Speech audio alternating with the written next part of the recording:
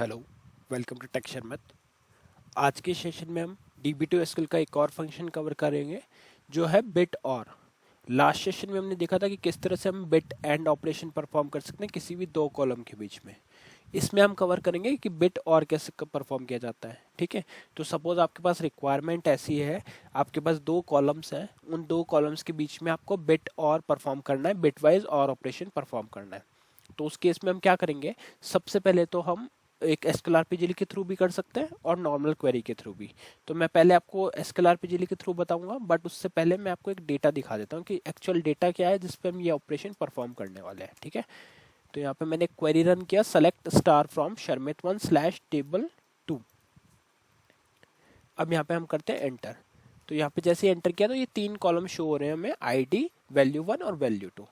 तो मेनली अभी के लिए हम फोकस करेंगे वैल्यू 1 और वैल्यू 2 पे। तो सपोज हमें क्या करना है, इन दोनों के बीच में बिट वाइज और ऑपरेशन परफॉर्म करना है, इनके बीच में है ना, पूरे इस कॉलम की वैल्यूज के लिए बिट वाइज और ऑपरेशन परफॉर्म करना है। तो देखते हैं एसक्यूएल आरपीजीएल से कैसे होगा। तो उसके लिए सबसे पहले तो हमने एसक्यूएल आरपीजीएल प्रोग्राम बनाया और वहाँ पे स्टार्ट किया कांस्टेंट से। तो वही कांस्टेंट जैसा हम हर बार रखते हैं, तो मैंने यहाँ पे लिखा DCLC SQL state underscore valid और 5 टाइम 0 रखती है। ठीक है, इसको हम यूज करेंगे अपनी क्वेरी को वेरीफाई करने के लिए। उसके बाद में हमने यहाँ पे तीन वेरिएबल बनाए हैं, result1, result2 और result3। इसमें क्या करेंगे, जो भी आउटपुट आएगा क्वेरी से उसको स्टोर करेंगे। फिर हमने सेट किया कमिट को नन पे और यहाँ पे हम हमारी मेन क्वेरी को रन कर रहे हैं। तो रन करने के लिए हमने क्या लिखा, exec SQL select value 1 comma value 2 and again comma लगाया वैल्यू 3। तीसरा कॉमा हमने क्यों लगाया, क्योंकि ये जो बिट और ऑपरेशन हम यहाँ पे परफॉर्म कर रहे हैं वो भी एक वैल्यू रिटर्न करने वाला है ना। तो इस ये थर्ड कॉलम यहाँ पे इसका होगा। तो फंक्शन कैसे यूज होगा, बहुत ही सिंपल सिंटेक्स है। आपको लिखना है बिट और, पहला आर्ग्यूमेंट दोगे वैल्यू 1, दूसरा आर्ग्यूमेंट दोगे वैल्यू 2।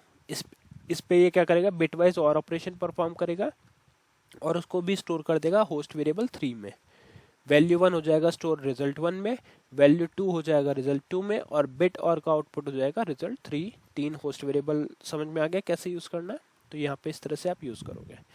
डेटा कहाँ से आ रहा है, फ्रॉम शर्मित1/table2। ठीक है, इस पर हमारा टेबल 2 है। फेच फर्स्ट 1 रो ओनली, तो ये क्या करेगा, सिर्फ फर्स्ट 1 रो को ही फेच करेगा।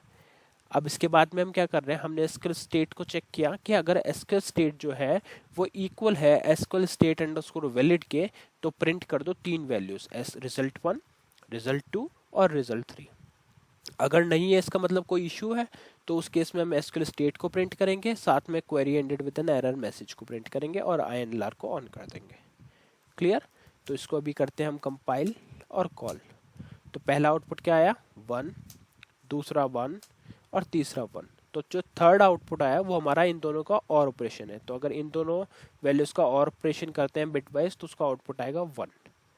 ये था हमारा फर्स्ट रो के लिए सिर्फ, है ना। अब देखते हैं एंटायर कॉलम के लिए नॉर्मल क्वेरी के थ्रू कैसे करते हैं। तो उसके लिए सिंपली आपको क्या लिखना, select star from, same query में वापस से लिख रहा हूँ, शर्मित1/table2। यहाँ पे F4 लेंगे, सिलेक्ट में फिर से F4 लेंगे, यहाँ पे दोनों कॉलम्स को सिलेक्ट कर लिया, यहाँ पे एक कॉमा दिया और अब हमने लिख दिया बिट और, फिर पैरेंथेसिस में वापस इन दोनों कॉलम को मैंने सिलेक्ट किया और क्लोज करके एंटर कर दिया।